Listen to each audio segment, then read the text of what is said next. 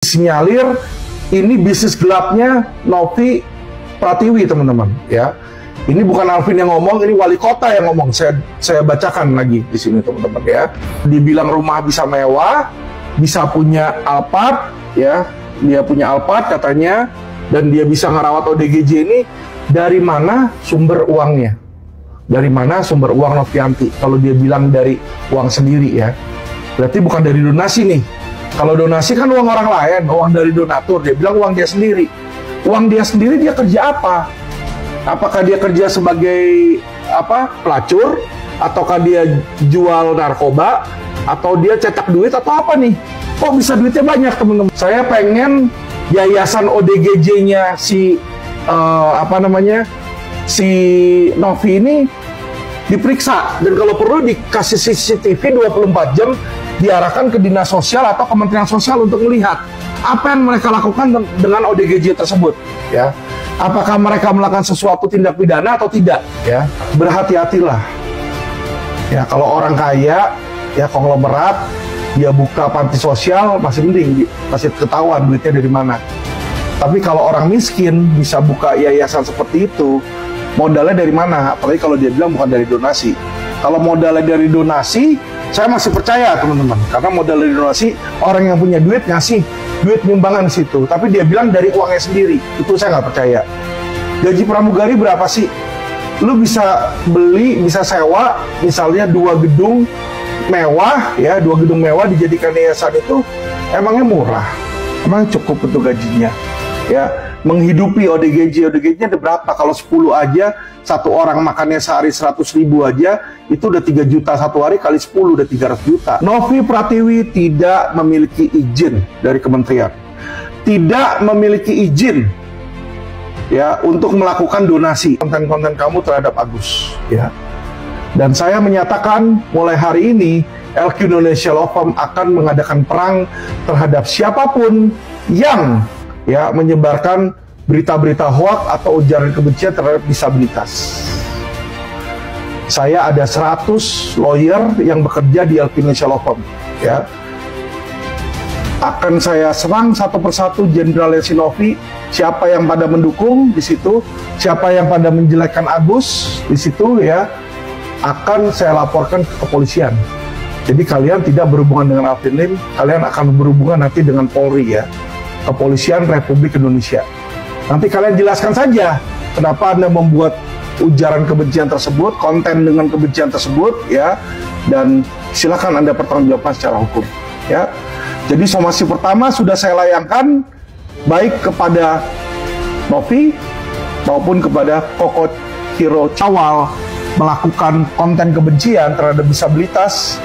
Kami yang menyusul akan melaporkan ke kepolisian juga. Jadi bersiap-siap saja, ya. Kalian boleh punya banyak cyber army, satu demi satu saya akan polisikan, ya. Saya mau lihat seberapa banyak lo bisa bacok. Assalamualaikum warahmatullahi wabarakatuh. Salam Om Swastiastu, Namo Buddhaya, salam kebajikan dan salam sejahtera untuk kita semua. Pemirsa sekalian, barusan kita menyimak pernyataan atau statement dari seorang advokat yang bernama Alvin Lim. Dalam cuplikan video ini, saya menduga kuat bahwa kejiwaan dari seorang Alvin Lim ini patut dipertanyakan. Bagaimana mungkin dia bisa merendahkan seorang Pratiwi Novianti? Dia bisa mempertanyakan harta gonogini dari seorang Pratiwi Novianti.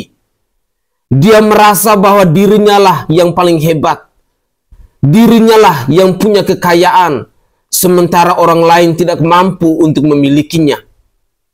Dan yang paling menyakitkan lagi, ketika kita mendengar pernyataan dari seorang Alvin Lim yang mempertanyakan background dari seorang Pratiwi Novianti, bahkan tidak segan-segan dia mengatakan bahwa apakah seorang Pratiwi Novianti ini adalah seorang pelacur?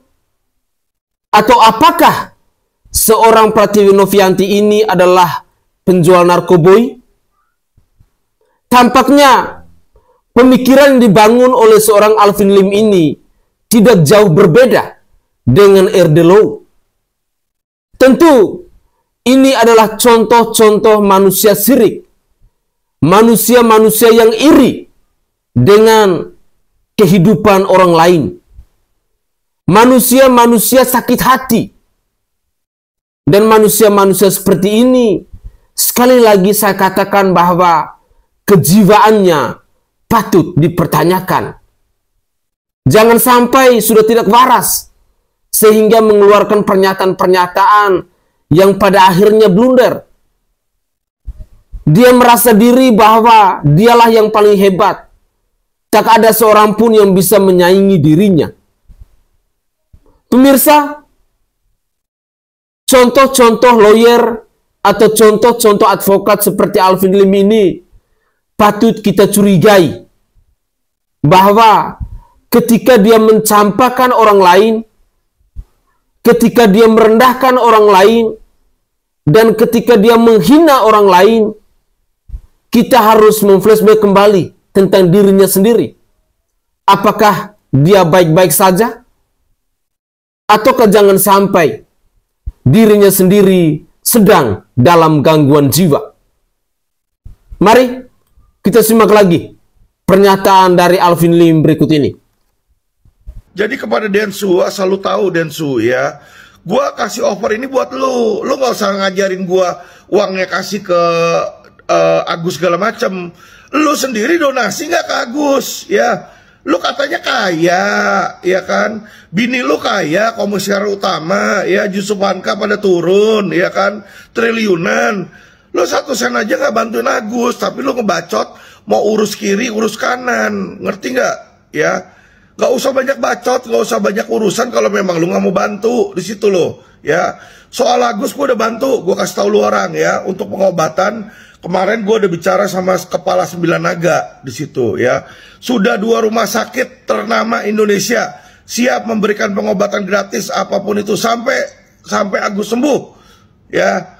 Jadi lu nggak usah pusing-pusing di situ kalau lu nggak mau bantu ya kan. Gue tergerak bantu, ngapain lu ngujat gue karena gue mau bantu Agus ya. Sejak kapan membantu orang itu harus menuai hujatan? Gak usah, lu nggak usah banyak bacot di situ, oke? Kan? Saya tidak cari pansos karena saya sudah bilang kalau saya melawan mereka, saya tahu bahwa saya akan dimusuhi oleh netizen Indonesia. Saya membela hukum, saya bukan mencari ya, saya bukan mencari pujian dari netizen. Sama kepala 9 naga, ya, saya minta tolong untuk diberikan pengobatan gratis di rumah sakitnya. Kalau dia nggak mau berikan pengobatan gratis, saya bilang Alvin Lim yang akan bayar.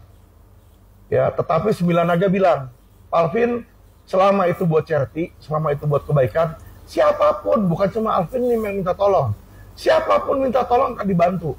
Ya, jadi nanti ini Senin, Agus Salim ini akan saya bawa kemana? Ke salah satu rumah sakit 9 naga yang kalian jelek-jelekin.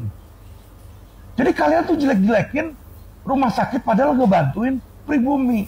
Oke, stop sampai sini biar gua rangkumin ya. Jadi seperti yang kalian dengar tadi, Alvin Lim bilang dia udah ngomong langsung ke kepala 9 naga. Buset, ngeri nggak tuh? Ada 9 naga loh, dia langsung ngomong ke kepala 9 naga, bukan ke kepala sekolah deket rumah dia.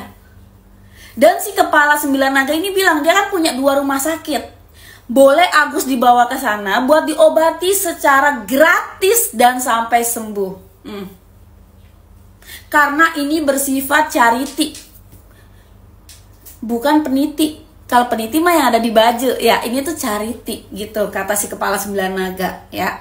Jadi besok hari Senin si Alvin mau bawa si Agus ke rumah sakit itu. Lu yang benar ya, bawa ke rumah sakit ya. Jangan dibawa ke upacara bendera di Monas. Tuh, nanti hari Senin. Lu yang benar lu. Terus gue agak kesel sih sebenarnya waktu si Alvin ini bilang pribumi. Tadi lu denger kan dia teriak-teriak pribumi. Kayak jatuhnya rasis, Pin. Gitu. Nggak usah teriak-teriak pribumi. Lu itu teriak-teriak ayo kita jaga bumi gitu loh. Nah, yang konyol lagi nih, Dia itu bilang bahwasanya Bang Denny Sumargo itu nggak nyumbang sepeser pun ya, tapi banyak bacot, banyak ngatur.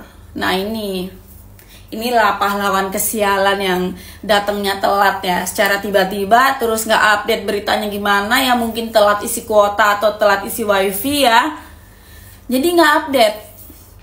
Bang Densu itu udah nyumbang dari awal, terus bantu dari awal, terus bahkan yang terakhir nih guys, ternyata beritanya nih yang terakhir ya, yang spektakuler, Bang Densu itu mencoba menghubungi timnya Agus. Karena di pikirannya Bang Densu itu, jika terus begini, Agus bisa jadi nggak bakal dapat apa-apa. Jadi dia menghubungi timnya Agus, dia bilang diobati pakai uangnya Bang Densu secara pribadi, tapi nggak mau.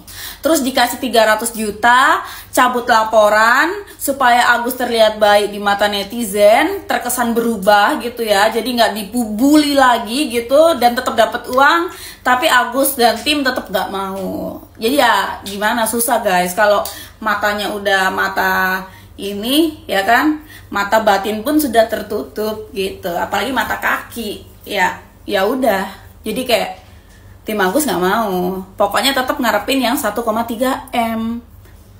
Lagian lu tau gak sih kalau kita terus-terusan kayak begini, yang ini lapor ini lapor ini ribut sama ini ribut sama ini, jadinya tuh tali silaturahmi itu jadinya renggang.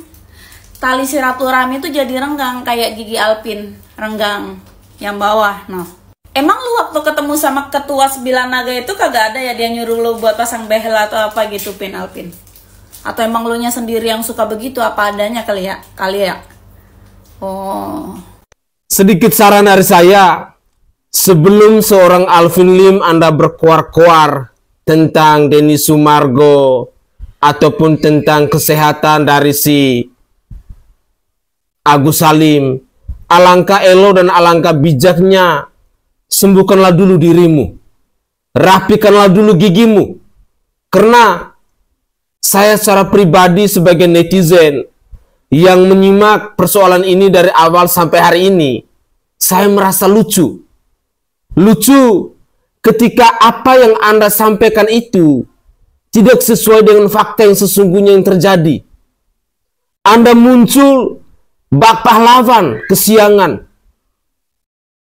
Anda sudah tidak mengikuti kasus ini dari awal, tetapi Anda ngeyel, Anda ngotot, seolah-olah Anda lah yang paling benar.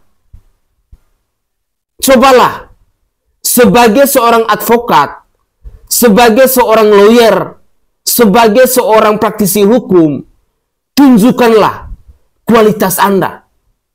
Tunjukkanlah nilai-nilai profesionalitas Anda. Tunjukkanlah nilai-nilai integritas dan kredibilitas Anda dalam menjalankan tugas sebagai seorang advokat, sebagai seorang pengacara. Jangan seenak jidat dan semanis udel Anda berbicara, yang kelihatannya Anda semakin goblok dan tolol di mata kami netizen Indonesia yang sudah mengikuti kasus ini dari awal. Sangat disayangkan ketika Anda menyuarakan suatu persoalan yang sesungguhnya kami netizen ini lebih paham daripada Anda. Sehingga Anda kelihatannya goblok, Anda kelihatannya tolol, Anda kelihatannya tidak mengerti tentang kasusnya si Agus Salim dan Pratiwi Novianti ini. Jadi saran saya, sebelum Anda berkuar-kuar tentang persoalan si Agus Salim, atau sebelum Anda mengkritik Denny Sumargo, atau sebelum Anda mengkritik Pratiwi Novianti, alangkah eloknya introspeksi dulu dirimu. Alangkah eloknya Anda pelajari dulu kasus ini dari awal. Jangan Anda muncul seperti pahlawan kesiangan, tetapi pada akhirnya Anda sesungguhnya sedang menunjukkan ketololan dan kegoblokan Anda. Mari kita lanjutkan lagi. Dinsos saja menegakkan hukum terhadap Novi malah dijadiin kambing hitam, teman-teman ya. Ini menandakan ya yang bersangkutan memiliki ya cyber army, teman-teman ya, memiliki kekuatan media ya. Jadi kita bisa lihat bagaimana dia menyusun ya, bisa merusak bahkan apart pemerintahan, teman-teman. Hari dia keluar. Hari ini Kemensos, besok ke Irjen Ricky Sitohang, ya nggak tahu tuh jenderal apaan, jenderal Kadrun atau jenderal apa, saya nggak tahu itu, ya. Nggak kenal sama saya, ngomong-ngomong tentang saya, kan aneh. Itu setiap kantor cabang kami tuh pasti selalu ada pelangnya, teman-teman, ya. Menunjukkan itu adalah bisnis usaha. Kalau nggak ada pelangnya, ini jelas nih apaan nih, abu-abu nih, ya. Yayasan atau rumah bordil nih, ini dipertanyakan, teman-teman, ya. Kalau rumah bordil dia nggak ada pelang, teman-teman, karena itu ya bisnis gelap, ya. Kalau bisnis terang biasanya tuh ada pelangnya, restoran, hotel yang terang-terang lah, yang ada izin lah, itu biasa ada pelangnya, ya, teman-teman. Anang umur 38 selaku pekerja bangunan mengatakan bahwa rumah yang ditempati Pratiwi Novi sudah sepi sejak penggerebekan Dinsos Kota Tangerang Selasa 1 Agustus. Digerebek kok, kalau memang benar kenapa mesti sepi, kenapa mesti takut, ya. Ini aneh nih, kayaknya nggak ada orang sama sekali, Mbak juga nggak ada, kata Anang. Anang mengaku baru mengetahui tempat yang ditempati Pratiwi ternyata yayasan. Nah, Anang aja baru tahu tempat itu yayasan, kata Anang. Pratiwi menempati Plaza sudah 2 bulan. Baru 2 bulan ini serah terima, baru jadi 2 bulan yang lalu. Nggak boleh ada bentuk usaha apapun malah katanya. Karena kalau rumah, tempat tinggal tuh residen, nggak boleh dijadiin tempat bisnis. Pratiwi juga seorang perempuan yang aktif di medsos seperti Instagram dan YouTube. Ya, ini yang seperti saya duga, teman-teman, ya. Dia aktif di medsos, dia aktif di YouTube, makanya dia banyak teman-teman yang menjalankan medsos. Gak heran banyak yang serang medsos saya dan medsos LQ, teman-teman, ya. Dan ini bukan hanya saya punya yang diserang, tapi semua yang berlawanan terhadap Novi itu diserang, ya. Konten berupa video berisi curhatan Pratiwi akhirnya viral di medsos, hingga netizen pun simpati terhadap Pratiwi. Ya, siapa dia? Kok tiap kali dia curhat semua pada prihatin, Berarti ini, teman-teman, ini adalah opini yang dibuat. Ya, opini yang dibuat. Dinas Sosial Kota Tangerang mengambil paksa balita-balita yang diasuh Pratiwi bersama anggota kepolisian. Jadi bukan cuma satu balita, teman-teman, tapi balita-balita banyak, ya, bersama anggota kepolisian. Kepala Dinas Sosial Kota Tangerang, Mulyani, menyebut bila Yayasan Rumah Pedulian Kemanusiaan memiliki yang milik selebgram Pratiwi belum terdaftar. Dengar ya, teman-teman, ya. Dengar, Kepala Dinas Sosial Kota Tangerang menyatakan Yayasan Rumah Peduli Kemanusiaan milik selebgram Pratiwi tidak terdaftar, teman-teman. Siapa ini Novi? Ya, tahun 2023 di bulan Agustus, Barreskrim itu menggerebek kantornya dia, yayasan dia, dengan dugaan TPPO. Dan ini saya sedang berkoordinasi dengan Mabes Polri. Ya, jadi Novi yang kalian anggap sebagai yayasan membuat ODGJ di situ, yang dimana ada bayi-bayinya itu nggak jelas ini apakah dijual atau gimana. Nah, inilah yang sedang diselidiki oleh Mabes Polri, dan saya LQ Indonesia Law Firm, kami komit untuk membuka siapa ini serigala dalam berburu domba. Jadi ini dua hal yang terpisah, ya, teman-teman, ya, antara apa yang Novi lakukan dengan TPPO-nya dia di yayasan ODGJ dia. Teman-teman bisa lihat lah beritanya, itu viral kok, itu di tahun 2023 Agustus. Wali Kota Tangerang sendiri, Arief Firmansyah, bilang diduga TPPO dia bersama dengan Mabes Polri menggerebek kantor Novi dan mengambil paksa bayi. Oke, Bang. Ini kan cuma kasih tahu bahwa peperangan ini adalah peperangan Agus lawan Novi. Ya toh, Novi selama ini membongkar katanya jelek-jelekin Agus seperti begini-begini, ya kan. Saya sebagai kuasa hukumnya juga minta media lakukan hal yang sama. Siapa itu Novi gitu loh, jangan cuma Agusnya doang. Selama ini kan Agus dibilang Agus jahat, Agus disiram air keras karena dia sifatnya nggak bagus gitu kan. Saya cuma mau bilang setiap orang itu sama, ada boroknya gitu loh. Oke, guys, itu adalah cuplikan-cuplikan video yang bisa saya persembahkan kepada pemirsa sekalian dalam konten saya kali ini terkait dengan pernyataan dari Alvin Lim, kuasa hukum dari si Agus Salim. Saya menduga kuat bahwa kejiwaan dari seorang Alvin Lim ini tidak dalam keadaan baik-baik saja. Cara ngomongnya seperti orang stres. Dan ini yang mungkin segera ditolongin oleh Pratiwi Novianti dengan cara mengirim Pak Alvin ini ke rumah sakit jiwa untuk segera diperiksa kejiwaannya. Karena pernyataan-pernyataan dari seorang Alvin Lim ini benar-benar menyerang secara personal kepada Pratiwi Novianti. Pratiwi Novianti dikatain sebagai seorang pelacur, diduga sebagai penjual narkoboy dan lain sebagainya. Dan ini adalah contoh-contoh para lawyer, contoh-contoh kuasa hukum, contoh-contoh seorang advokat yang tidak profesional dalam menjalankan tugasnya. Pemirsa, apakah pada akhirnya kita akan menyaksikan bahwa Alvin Lim ini akan segar bugar, ataukah akibat stres dia bisa segera mungkin pergi ke Balikpapan? Karena statement-statement yang dikeluarkan oleh Alvin Lim ini benar-benar sangat brutal, benar-benar mau menyerang Pratiwi Novianti secara personal, dan ini patut diwanti-wanti oleh pihaknya Pratiwi Novianti. Kita saja netizen yang menyimak atau yang mendengar pernyataan dari Alvin Lim ini merasa geram, merasa bahwa orang ini seperti pahlawan kesiangan, merasa bahwa kejiwaan orang ini agak terganggu, merasa bahwa orang ini mungkin sedang stres, sehingga ketika kita mendengar statement-statement yang dilontarkan oleh Alvin Lim ini benar-benar sudah sangat keterlaluan. Dan buat Pratiwi Novianti, mohon pertimbangkan secara matang dengan sosok kuasa hukum yang bernama Alvin Lim yang saat ini sedang mendampingi si Agus Salim ini. Semoga saja besok atau lusa Mbak Pratiwi Novianti bisa memboyong Pak Alvin Lim ini ke rumah sakit jiwa juga. Begitulah kira-kira.